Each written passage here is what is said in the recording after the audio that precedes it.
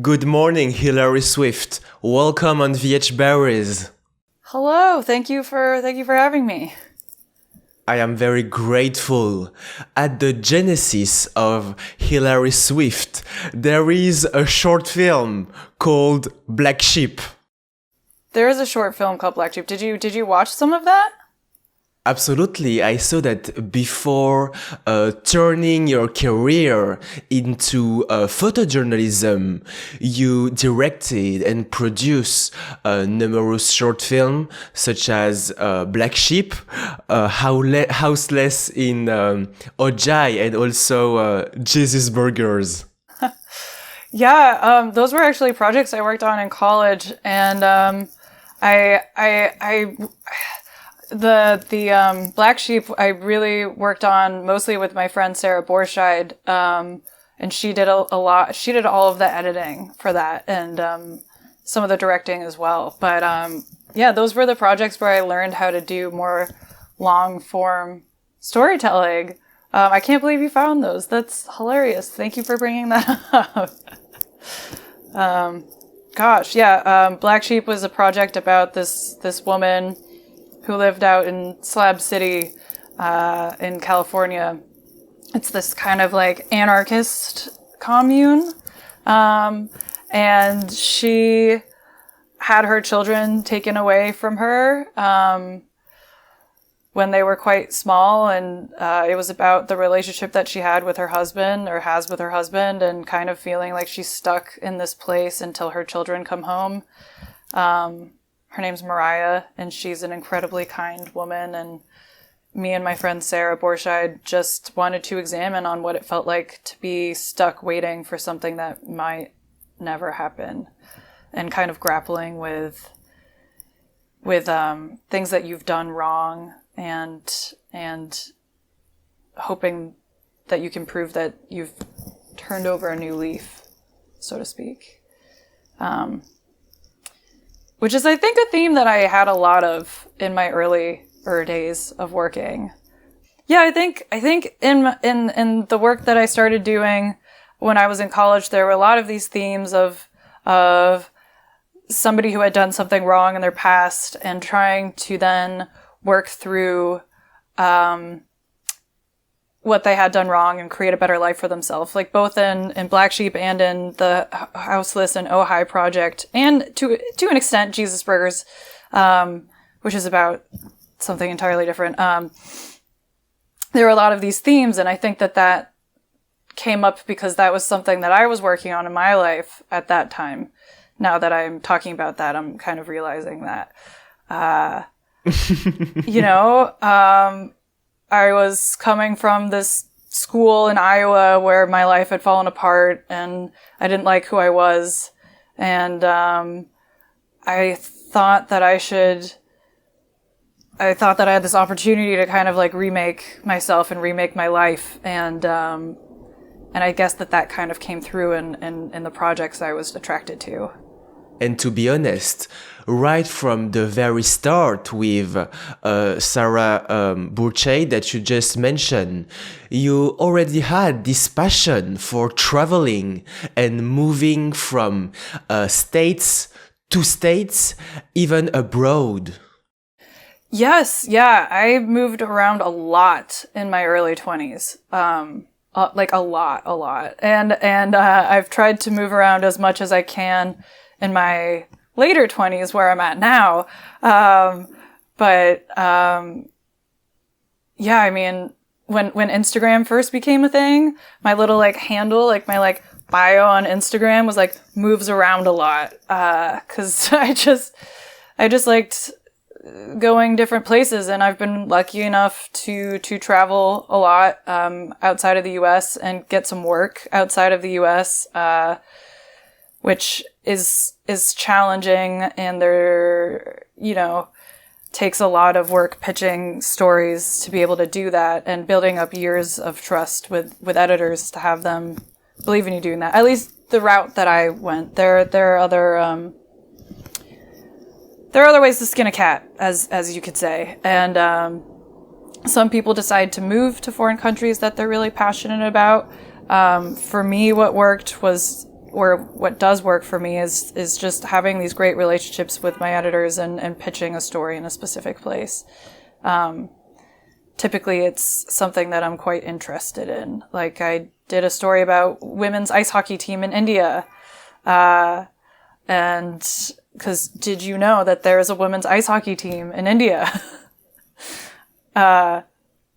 They practice on outdoor rinks, and I got to go spend 10 days with this women's ice hockey team, photographing them and hanging out with them and dancing with them, and up in Ladakh, which is in the Jammu Kashmir province. Well, it used to be. Now it's part of Delhi, because when all of the war broke out, I believe it was 2 years ago, Prime Minister Modi decided to essentially make that area part of Delhi instead of the Jammu Kashmir, and it's like this Buddhist area. I don't know. It's amazing, and if you ever have time to go to Ladakh, 10 out of 10 recommend going to Ladakh and taking a look at the ladies ice hockey team and hiking around, and it's a really special place, and I was lucky that they let me follow them. That's very inspiring, Hilary Swift. And as we mentioned just before, the 3 short films that you have published were made around 8 years ago. And actually your career as photojournalist and videographer started 9 years ago. Yes. I was still in school 8 years ago, and 9 years ago was the year that I decided I wanted to be a photojournalist. That was the year that, as I've kind of mentioned before, like, things in Iowa. I'm from Vermont originally. I grew up in Vermont. I grew up in a small town. I didn't really want to go to college. My parents convinced me to go to college. I went to this small school in Iowa. Really just completely failed miserably, and had tried to do all different kinds of things, from what I thought that I should do, we all think that there's one way to live your life. You're supposed to get a good job and be able to pay your bills, and folks that are my age, 29, weren't necessarily told that we could pursue our dreams, weren't necessarily encouraged to go after these dreams. But it took kind of losing everything that was important to me to leave, the only path forward was to follow my dreams. And the only path forward for me was to try something that was difficult and that I didn't know anybody else who had done it. So I moved to California after working as a receptionist and a server at a small inn in Vermont. And I didn't know what I was really doing for the first year. Hadn't decided if I wanted to be a cinematographer. Hadn't decided if I wanted to do documentary film. Really didn't know. But 9 years ago, when George Zimmerman was acquitted in the murder of Trayvon Martin, LA kind of blew up. And I was at school about an hour north from South Central, where a lot of protests were happening, and people were out on the streets, and everybody was just outraged, and for good reason. And I and a few of my classmates went, and we started documenting what was happening on the streets. And it was during that time that I just got really worked up and was oh man, photojournalism, we're here showing what's happening, this is important. It was the first time that I was documenting something that felt really important. And at the same time, I was working on these, I started to get interested in working on more long-term projects. So I was actually, this is not on my website right now, but I talk about it because I hope young photographers, if they're listening, will think about this in their own lives. But I started doing a photo project about my cousin, who is also my best friend, who's incredible, for the sake of anonymity, we'll call her Althea. And she was addicted to drugs at that time. And I started photographing her as a means mostly to help myself be there for her in a way where it wasn't too painful for me, but also to like try to help show her what she was doing to herself. And that was really ended up being important for my career, that photo essay that I did on her. I took it off my website because she asked me to, and I want to respect her wishes because she's doing much better now. But if there are any young photojournalists out there listening, people are going to tell you to do projects, and you're going to be nervous about doing projects on people you know. But I'm here to tell you that they are the most important projects you're ever going to work on in your life, and that you should work on them. And they don't have to be published for them to be important. But sorry, all that to say that 9 years ago I started my career. And it's the best thing I've ever done for myself. That and get on antidepressants. This is the best thing that you've ever done. And if I understood correctly, Hilary Swift, you just mentioned the fact that you were indecisive when it came the choice to do photography or documentary. But I believe that the voiceover that we can sometimes hear in documentary movies are your descriptions and the text, the words that you are putting each to every of your images. Yeah, I mean that's one thing that a lot of people do. If you're speaking about the Houseless in Ojai project, that's actually the voice of Anne. Anne was this homeless woman who she called herself houseless because she's like, my home is Ojai, but she was struggling with alcoholism and was dating all of the wrong men. And she kind of like narrated a bit about her life. And then this was back during the time where people thought that other people wanted to watch slideshows. Turns out people don't. So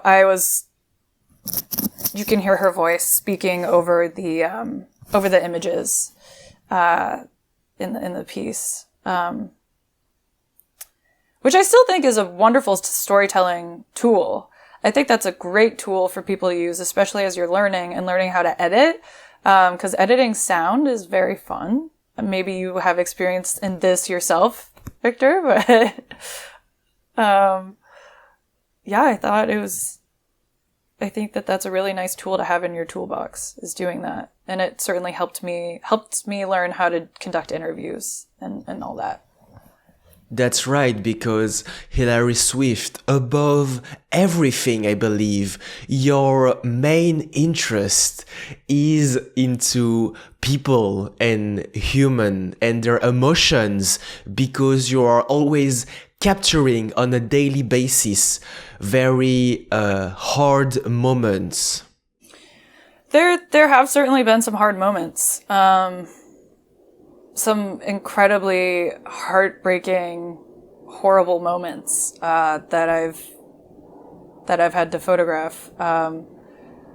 But you're right. Like at the base of everything, I got into doing this because I care about people, and when you have to photograph moments that are difficult in the lives of other people, it's hard because you don't know if you're supposed to be there or not. And you don't know if by you being there, you're making it worse or not.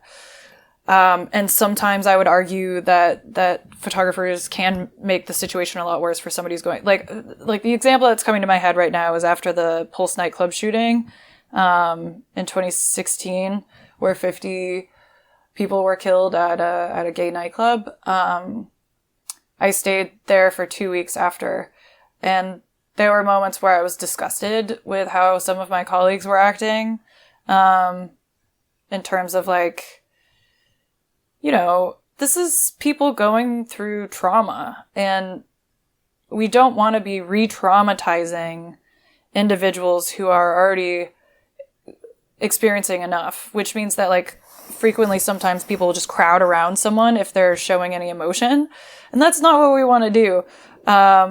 But what we do want to do is show how this tragedy has affected others, and how tragedy affects a community. And I think that it's really important to show that, because if we're not showing the impact, then all we remember is the horrible event by itself. Like, we don't get to see people mourning. We don't get to see people coming together afterwards. And I believe that that's truly very important, and witnessing other people's pain and making sure that they're not alone, and making sure that they don't feel alone. Like, they feel like they're being heard and that their pain is being witnessed. So it's not for nothing. And not everyone feels that way. And obviously you have to, if I tend to ask people before I take photographs of them having an emotive moment, it's the most uncomfortable thing you could ever imagine doing. Like, seeing somebody like just sobbing in front of you and coming up and being like, hello, I'm so sorry for your loss. I'm sorry for what you're going through, but my name's Hilary Swift and I'm working for the New York Times or whatever. And is it okay if I take a few photos? And most of the time people say yes. And I hate that I have to say most of the time, because it's been a lot of times. I've been to a number of aftermaths of shootings, and it's always like, is it okay if I'm taking your picture? And people are like, yeah, that's fine. It's a really odd feeling. And it's not just in aftermaths of shootings, it's in everyday life too. And it's not always crying. Sometimes we're photographing like incredible moments of joy. Those you like less have to ask permission about, but hopefully. But you still like to make sure that people know that you're there and what you're doing.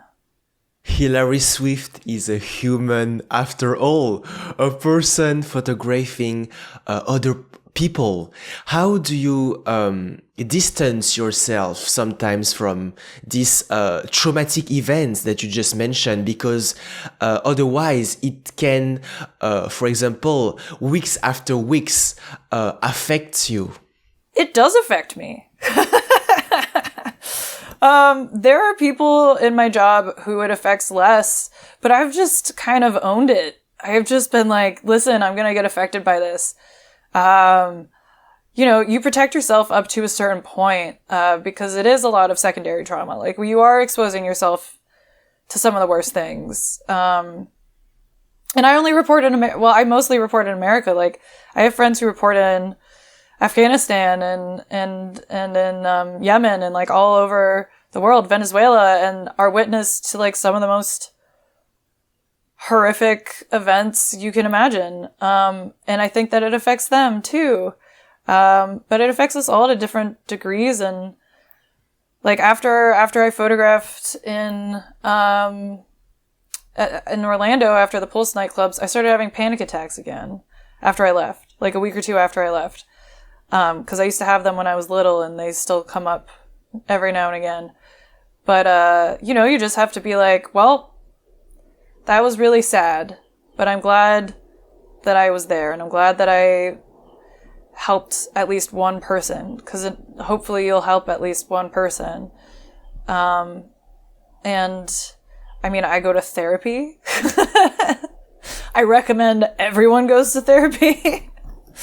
And I have really close friends in the photojournalism community that I can talk to about this stuff, and they get it and they understand because they've been through it. Like Maddie McGarvey or Tamir Khalifa or Eve Edelhart, Aaron Schaff. Like we have such a tight knit community of photographers where talk about one thing that you're going through, and that other person understands completely and is able to be there for you. And aren't we lucky to have friendships like those, you know,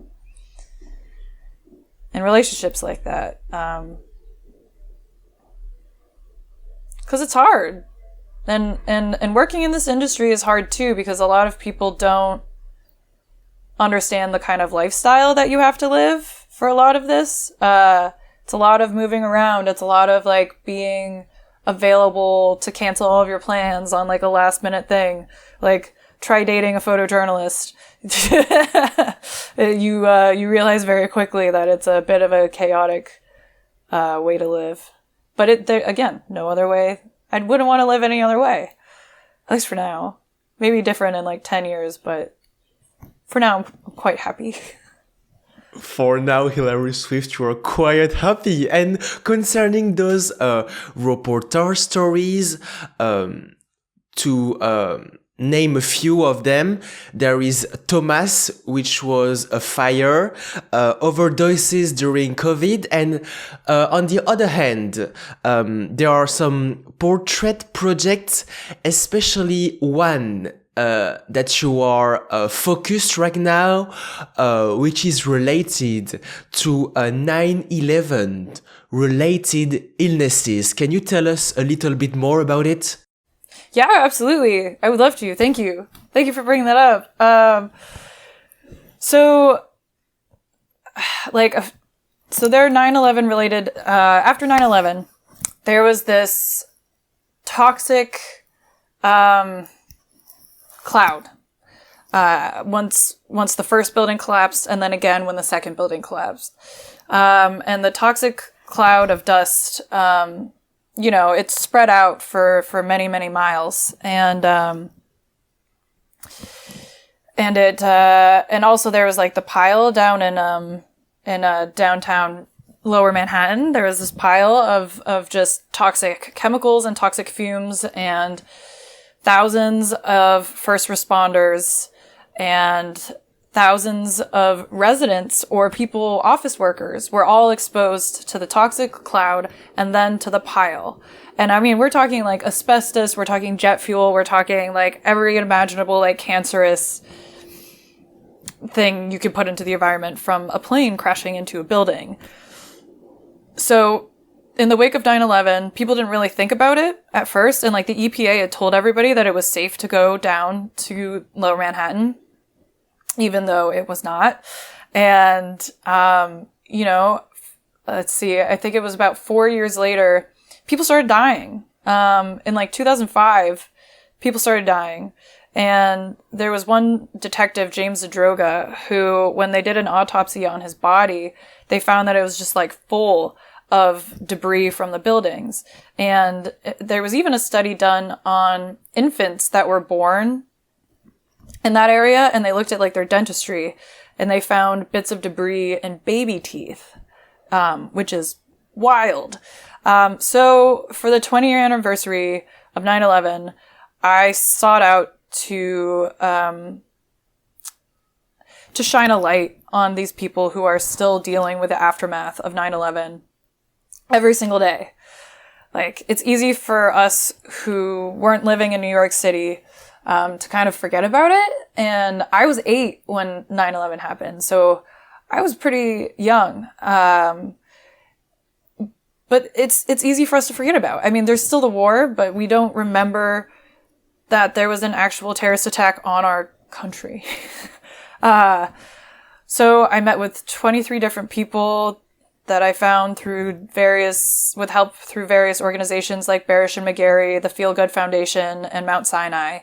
And then a few other people I found on my own. But I met with 23 different people, and I listened to what they had to say about what they've gone through since then. And I mean, it was very sad. It was people who had, gone to high school in town, or like right there at the base of the tower. And because of like their exposure going to the Stuyvesant High School right there, they ended up getting lung cancer. And then one of them is also now sick with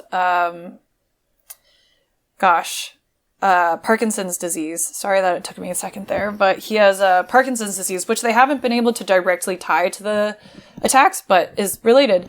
And then I met with a wonderful woman named Barbara, and she was a police officer on the day of 9/11. And Barbara Burnett was taking people on the ferry from Lower Manhattan to Sunset Park. She was taking them to safety. That was her job, and she got hit by the cloud after the second pile.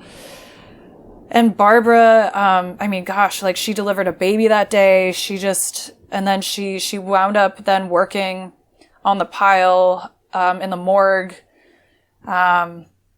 identifying body parts. It's really horrific. And she was a women's basketball player. She was this incredible basketball player. She played in college. She played on the NYPD team. But lo and behold, she got sick. And she got really sick. She had lung disease and lung cancer. And she became wheelchair bound at the age of 50. Well, when I met her, she's 58, and she actually just died at the age of 58 because of her exposures on that day. So I like to remember Barbara, and I know that a number of the other people that I photographed have similar outlooks for their futures, which is very sad, because many of them were just doing their jobs or going to school or going to work, and they're paying for it 20 years later, which is horrible. So that's a very important project to me. And I got to work with Corey Kilgannon from the New York Times at the end. He came on and helped structure it a little bit better, because I'm not the best writer, frankly. I'm learning, but I'm not the best writer. Barbara Burnett, that you just portrayed, is a police officer, and when you talked to her, she told you that she's still in denial of the things that she cannot do, because she said that I was an athlete, I never got sick. Yep, exactly. And it all happened like pretty quickly for her. She retired from the police force early because of her lung problems, but then it just all went downhill after that, and it's a real shame, and it's really heartbreaking, because I just went to her funeral last weekend, and her whole family was just kind of in shock, because she was doing okay, and then just her lungs just stopped working, and she spent a few days in a coma before they let her go. But yeah, all because of 9/11 and that terrible, terrible day for the country and for all the residents who got sick that day. Almost more people have died now from 9/11 related illnesses than were killed on the actual day. And that number is only going up, and it's probably underreported because so many people don't realize that if they get sick, that it could be from that day. And it's not always cancers. It's also like this thing called GERD, which like eats at your esophagus, and sinusitis and sleep apnea and all sorts of other skin cancers and issues, and it's rough stuff, but we weren't really talking about it. Like Jon Stewart talks about it, the comedian and actor, but a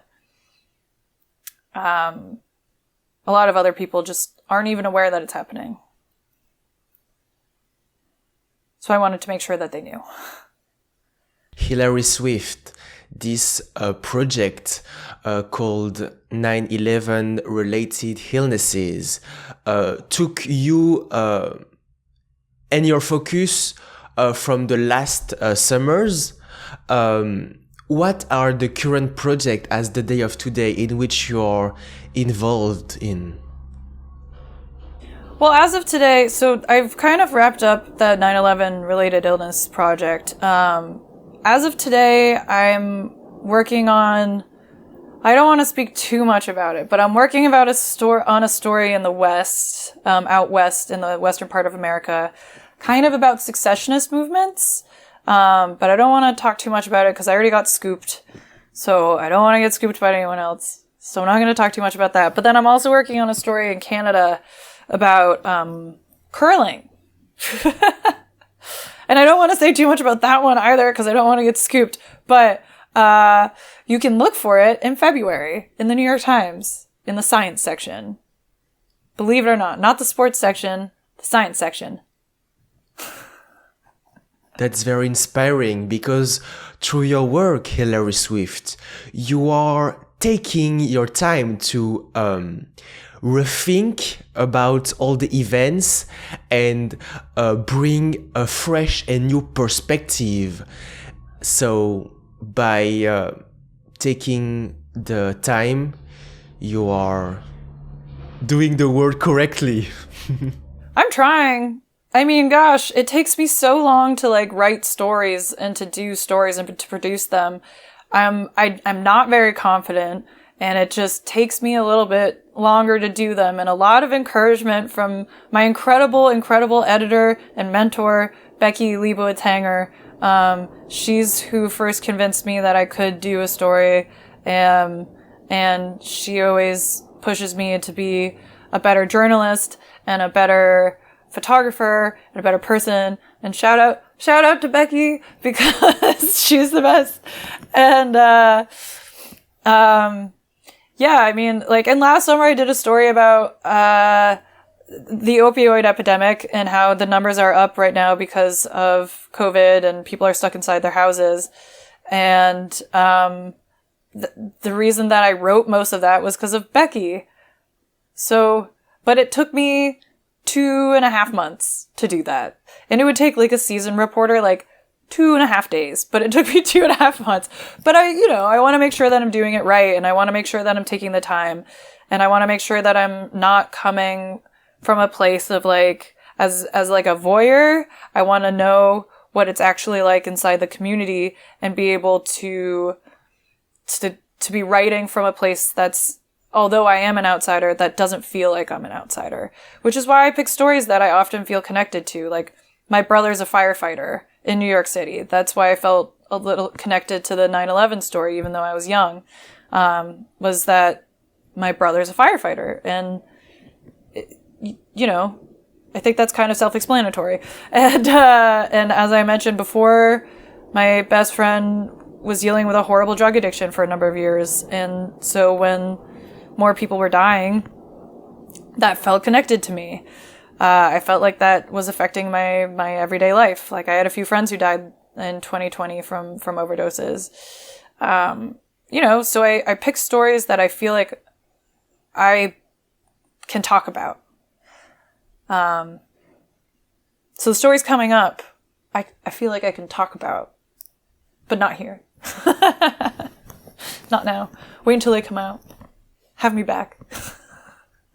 In definitive, Hilary Swift, I think that I found your secret, which is very simple, is to focus on a subject that are close to your heart, that are just around you. You just mentioned your family members, who is a firefighter, and even before, your cousin. It's true. I mean, I think, and like there's been a lot of arguments and discussion within the industry talking about like, there's been a lot of changes in the last few years. And you don't always have to have a personal connection to a story to do a really good job at it. But I do think that it helps because I do think that it makes you care a little bit more about, what you're doing. And I think that it helps give you a more educated voice. Cause I've like worked on stories with reporters about the opioid epidemic, and they've been like, what's freebasing? Like, what is this other drug reference, and I have to be like, oh my God, you guys, how do you not know that? How has this epidemic been going on so long, and you're reporting on this subject, and you don't even know what these topics are, or what like the slang words are? Like, it's easy. Listen to a podcast. Listen to the Dopey podcast. That's like one of my favorite podcasts, and it's about drugs, addiction, and other dumb stuff. Just do your research. But they don't know. But I know, because I've lived I've like lived the experience of loving somebody who has an addiction, and I've lived the experience of knowing what to look for and what to say and everything. So you have like insider input. But you're right. The secret is report on subjects that you have some sort of connection to. I think that that's like a really good place for people to start if they're starting. I always feel like I'm talking to young photographers. Hilary Swift, I am very grateful for your time. Thank you so much.